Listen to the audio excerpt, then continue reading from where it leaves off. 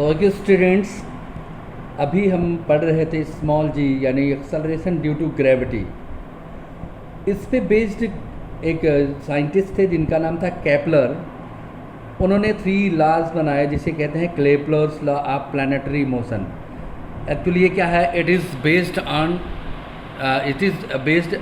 On the planetary motion, that means it is for the motion of the planets revolves around the sun.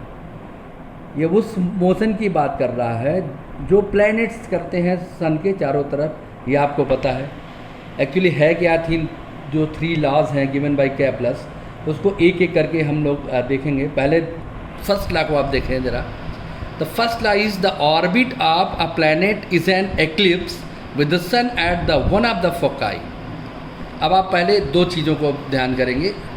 Just you have to concentrate what is ellipse and what is the foci. आइए देखते हैं है क्या ये चीज़। अभी अगर इस तरह का कोई शेप आपको मिल जाए तो you can all simply define this is a circle. So it is a circular form and it has a centre. क्या उसकी प्रॉपर्टी होगी कि इसके सरकमफरेंस पे कहीं भी आप कोई पॉइंट ले लें, सपोज दिस इज़ ए और this is the centre of this circle. A और ओ को ज्वाइन करें, that will be the radius and all the radius are equal. आपको पता है कोई भी पॉइंट ले लें तो इस सर्कुलर शेप में जो रेडियस होती है वो हमेशा इक्वल होती है। That means the distance of the centre with the object with the point is always constant. लेकिन इक्लिप्स जो इलिप्स है इसके बारे में हमें जानना है। वो भी कमोबेश एक सर्कुलर स्ट्रक्चर ही होता है, लेकिन इसको आप ऐसे प्रेस कर दें तो इस शेप में कुछ आएगा। That is ellipse. ये एलिप्टिकल शेप है। सपोज करें this is very similar to the circle but not a complete circle. इस शेप में कुछ होगा। अब आप देखें, चूँकि अगर सर्कुल है तो उसका एक सेंटर होता है, लेकिन इसी को जब हम एलिप्स मॉडल में लाते हैं तो इसके सेंटर को हम एक्चुअली सेंटर बन जाता है फोकस। ये सेंटर कन्वर्ट होता है फोकस में जब हम किसी एलिप्स शेप में उस सर्किल को चेंज करते हैं। और ultimately foci is the plural of focus.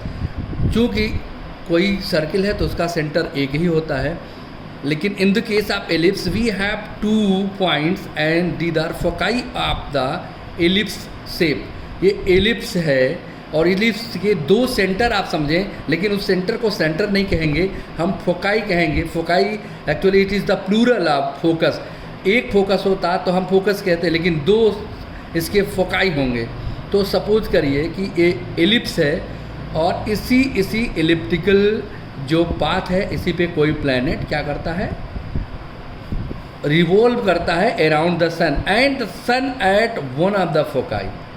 अब इस केस में क्या है, पहला रूल ये कहता है कि कोई भी सपोज करिए कि अर्थ है। आपको पता है कि अर्थ सन के चारों तरफ या सारे प्लैनेट सन के चारों तरफ क्या करते हैं, एलिप्टिकल पाथ में घूमते रहते हैं। और सन कहाँ होगा, किसी भी एक फोकस पर स्थित होगा। ध्यान दें, ये क्या है, दिस इज़ सन। सन कोई ज़रूरी नहीं कि यहीं रहे, सन इस फोकस पे भी हो सकता है, लेकिन किसी भी एक फोकाई पर ही होगा। किसी भी एक फोकस पर सन होता है और इस सन के चारों तरफ कोई भी प्लैनेट रिवॉल्व करता है। This is the first law. क्या है, the orbit of a planet. Orbit का मतलब वही रास्ता जिस पर वो प्लैनेट चल रहा है। जो रास्ता वो क्या है, ये एलिप्स है।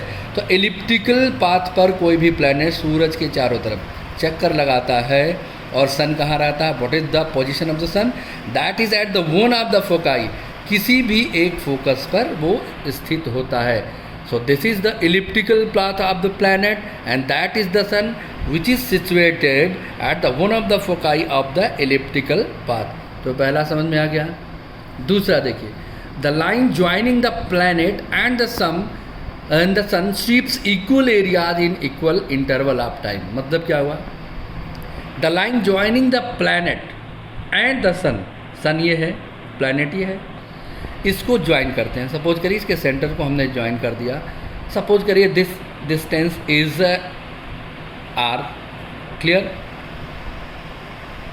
अब ये प्लैनेट, अब सपोज करिए इसके चारों तरफ वो चल रहा है, तो और आपको पता है it's takes 365 whole 1/4 days to complete a revolution. एक पूरा चक्कर लगाने में 365 अप्रॉक्स 1 ईयर लगते हैं।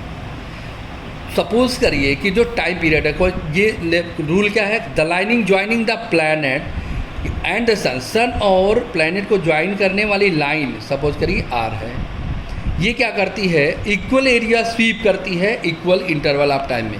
अब सपोज करिए यहाँ पे कहीं सन है, अर्थ है, और ये रिवॉल्व कर रहा है, रिवॉल्व कर रही है सन के चारों तरफ। अब सपोज करिए 30 डेज, हमने टाइम पीरियड मान लिया, सपोज करिए 30 डेज में निश्चित रूप से कहीं ना कहीं ऑब्वियसली ये आगे आया होगा। सपोज करिए यहाँ आ गई, clear, that point is B suppose. इसका मतलब यहाँ 30 डेज में अर्थ कवर्स दिस डिस्टेंस और it moves from A to B.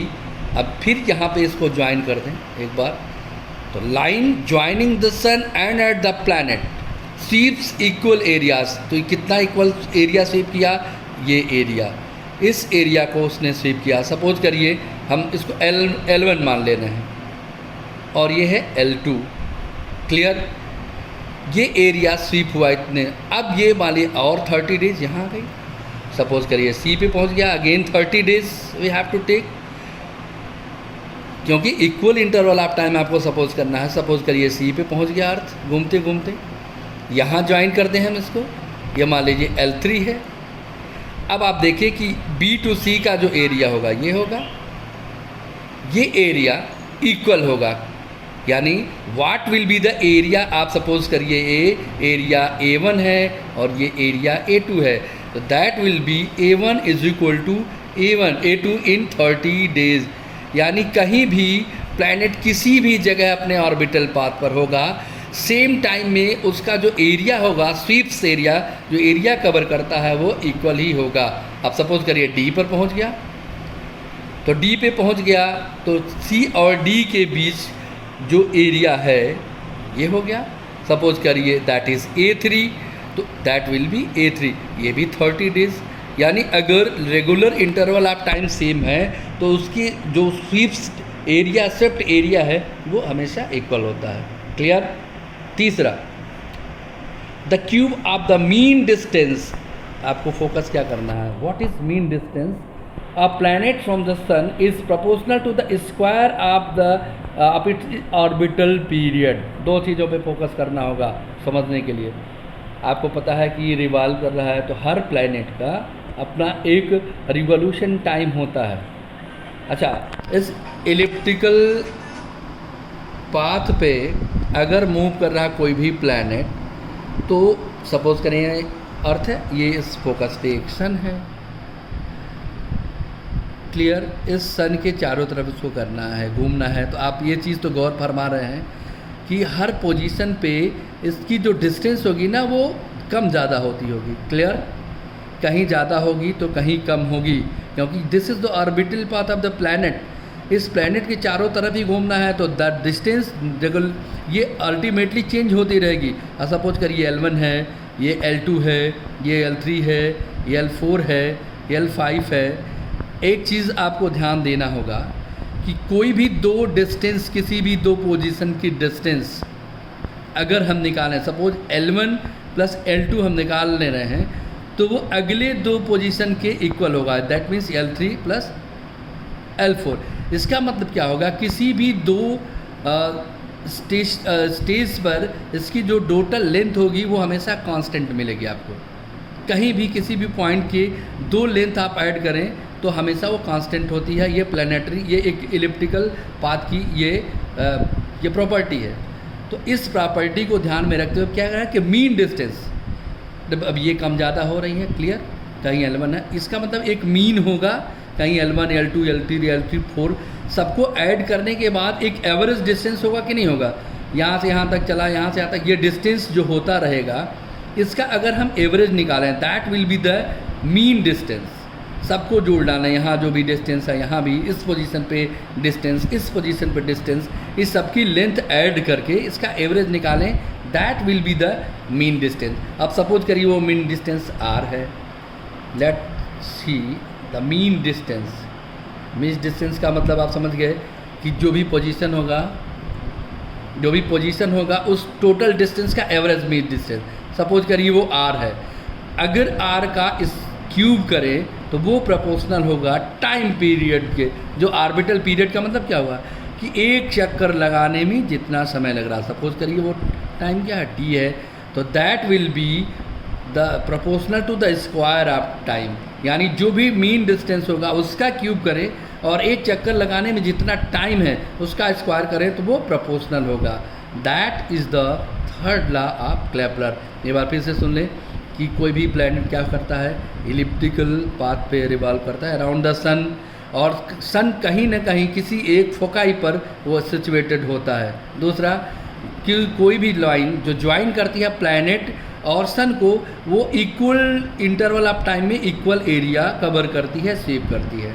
तीसरा, जो टाइम पीरियड होगा उसका स्क्वायर उस मीन डिस्टेंस के क्यूब के प्रोपोर्शनल होता है। तो मुझे आशा है कि आप ये केपलर्स लॉ समझ गए होंगे, और आपको अगर फिर नहीं समझ में आता है तो यू कैन आस्क।